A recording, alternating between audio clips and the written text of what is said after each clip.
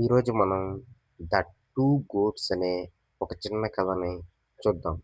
ఇందులో మొదటగా 'there was a narrow bridge over the river' ఒక నది పైన ఒక నారో బ్రిడ్జ్, ఒక సన్నని బ్రిడ్జ్ ఒకటుంది. One goat came from one side of the bridge, another goat came from up the other side. ఒక గోటు ఒక సైడ్ నుంచొస్తే, ఇంకొక గోటు ఇంకొక సైడ్ నుంచి వచ్చింది అని ఇవ్వడం జరిగింది. Next they meet they meet they met they met in the middle of the bridge. They met అంటే కలుసుకోవడం. They met in the middle of the bridge, మధ్యలో కలుసుకున్నారు. Neither goat wanted to the back. నైదర్ అంటే negative form. ఈ 2 కూడా వెనక్కి పోవాలని అనుకోవడం లేదు. They pushed each other. 2 push అంటే తోసుకుంటా ఉన్నాయి. Both of them fell into the river. 2 fell అంటే పడిపోవడం, నదిలో పడిపోయింది. They swam they swam to the river back safely. Swam వీటి ఫాము. 2 స్విమ్ చేసుకుంటూ రివర్ బ్యాంక్ దగ్గరికి సేఫ్‌గా చేరుకున్నాయి. ఒడ్డుకు చేరుకున్నాయి. They realized their mistake. అది తన తప్పును తెలుసుకున్నాయి అవి.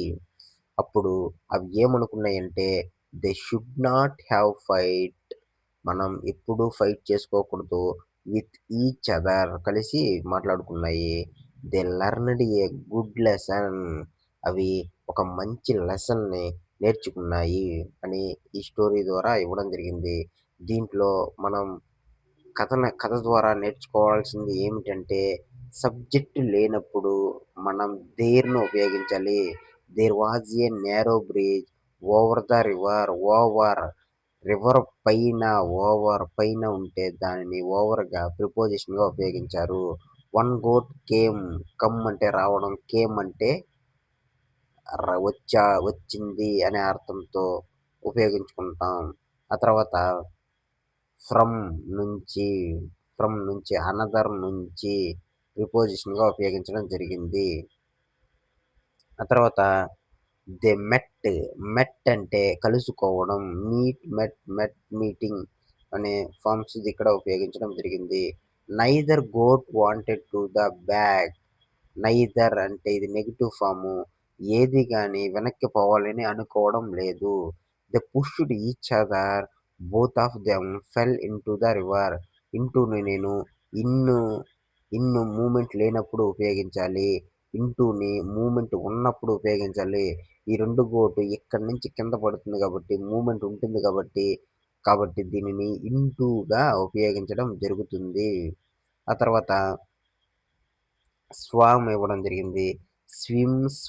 స్విమ్మింగ్ అనే వర్బ్ ఫార్మ్స్ ద్వారా ఇక్కడ ఇవ్వడం జరిగింది. రియలైజ్డ్ అంటే తెలుసుకోవడం. ఫైట్ పోరాడడం లేదా కొట్టుకోవడం. లెర్న్డ్ అంటే నేర్చుకోవడం. ఈ వర్బ్స్ ద్వారా ఈ కథను మనం నేర్చుకున్నాం.